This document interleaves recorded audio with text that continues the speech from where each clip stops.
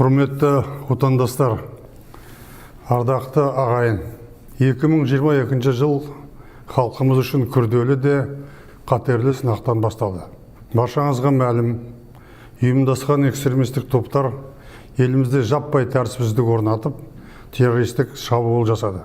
Соның салдарынан бейбіт тұрғындарымыз зардап шекті. Қасіретті оқиға кезінде қаза болғандардың жақындары мен туған туыстарының қайғысына ортақтасып көңіл айтамын. Лаңкестер елдігіміз бен егемендігімізге, тыныштығымыз бен тұтастығымызға қауіп төндіріп, жұрттың берекесін қашырды.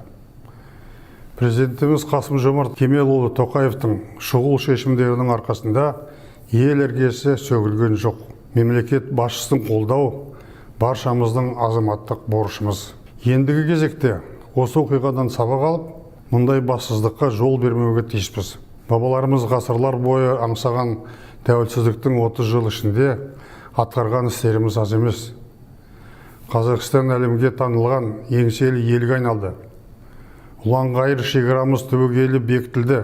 Елімізде іргелі реформалар жүзеге асып, Орталық Азияда көш бастадық.